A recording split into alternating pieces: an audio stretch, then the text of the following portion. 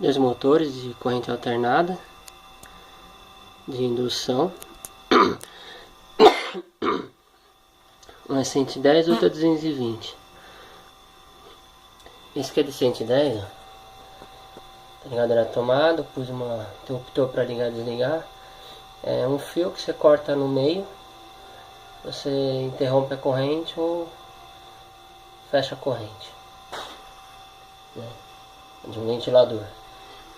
Era, né? Esse é um Eberle 220 volts, 1.6 amperes e tem duas rotações. Tem o sentido horário e sentido anti-horário. Esse motor é usado a uma força muito grande, em 110 volts não consegue separar o eixo dele com o dedo, não, porque ele é muito forte. Em 220 então ele tem um torque total, né? Os motores elétricos eles são assim mesmo, eles têm uma grande capacidade de torque na primeira rotação, por causa que a energia elétrica, o eletromagnetismo, ele age entre os... Um exemplo aqui desse motor aberto aqui. Onde está esse fio de cobre, são enrolamentos do estator. E o eixo que está girando está ligado ao rotor de tambor maciço.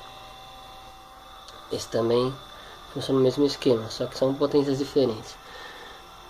Os motores de corrente alternada, eles têm um torque elevado, mas tem, dependendo do fator de potência deles, pode ser mais alto ou mais baixo. O fator de potência é meio, o motor gasta muito, ele devolve muita energia para a rede. Quando o fator de potência é próximo a 1, 0,92, 0,98, quer dizer que esse motor ele não devolve quase nada para a rede. Então o que acontece? É um consumo em que ele pega a energia elétrica da rede e também usa toda essa energia e não devolve. Por que o motor devolve energia elétrica?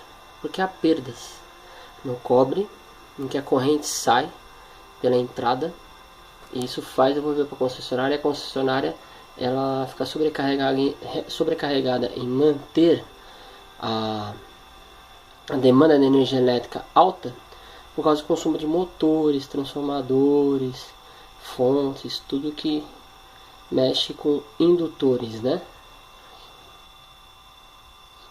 E aliás, indutores é isso aqui. Indutores são esses transformadores, né?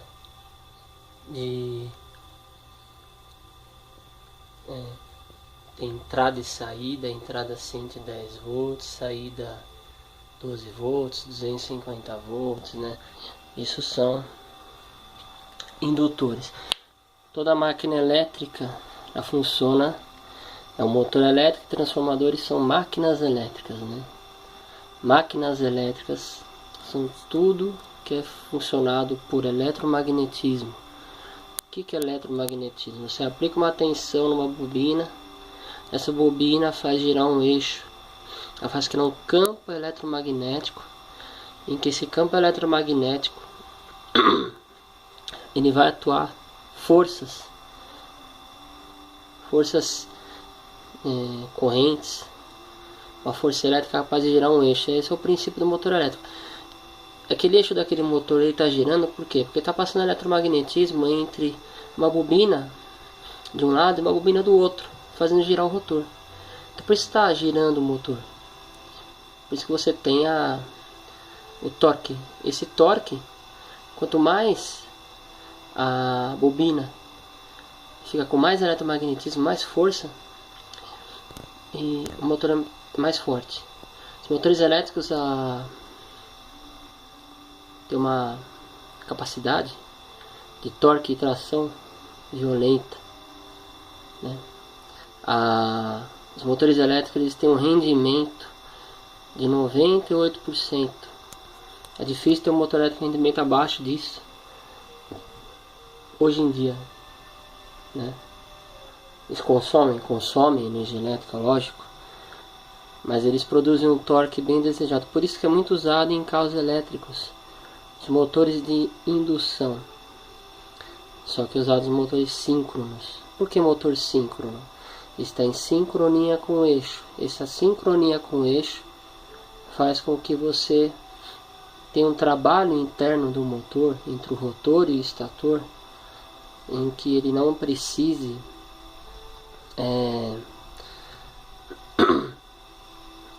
de escorregamento, que é o outro fator, né? É uma conta matemática com escorregamento que tem o rotor com o estator.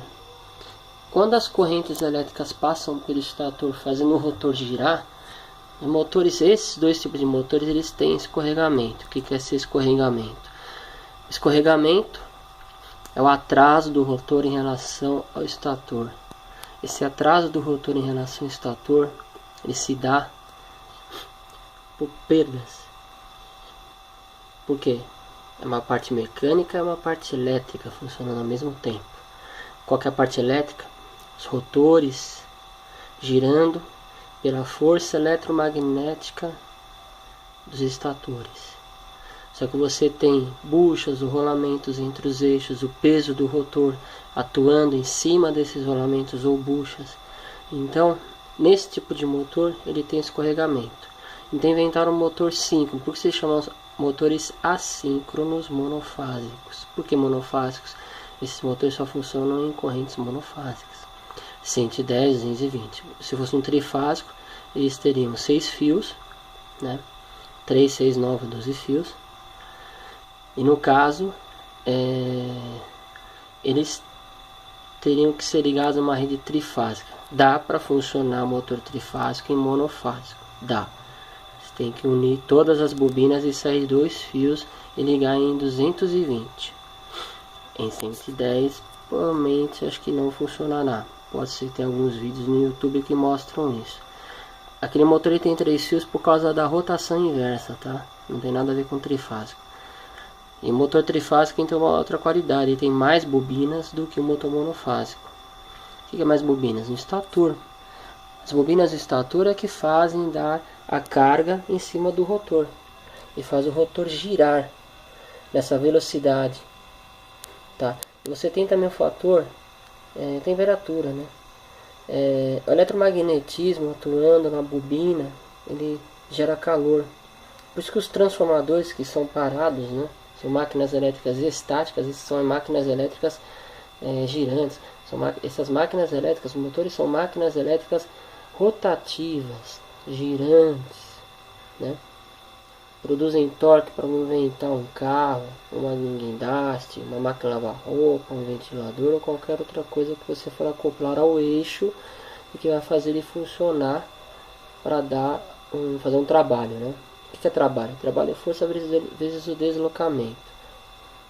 Se eu pôr um dinamômetro no eixo daqueles motores aqui, eu vou medir o torque desses motores através da rotação deles e da força que é atuante, né? Então a perda que tem com aquecimento dos motores elétricos é pequena com relação ao motor a combustão interna. Os motores elétricos são muito bem mais aproveitáveis, proveitosos em termos de... como eu vou te falar? São mais proveitosos em termos de trabalho, você montar eles são mais leves. A única coisa que influencia hoje num carro elétrico é o que? Você tem que ter um motor síncrono, que é usado nas geradoras de usina hidrelétrica, ou a carvão, ou nuclear. Mas aí você tem as baterias, que você tem que pegar da tomada, o carro elétrico, tem uma fonte para transformar em corrente contínua, a tomada é corrente alternada. Aí carrega as baterias, depois ele tem um inversor que pega a alternada e transforma em... Pega contínua, transforma em alternada para alimentar o motor síncrono. O Nissan Leaf funciona desse jeito. E você tem vários controladores de motores, né? Para não dar sobrecarga na saída quando você acelera muito. Ele tem um controlador que não joga muita corrente no motor, você não pode queimar, né? Então é isso, gente, o funcionamento dos motores elétricos, certo?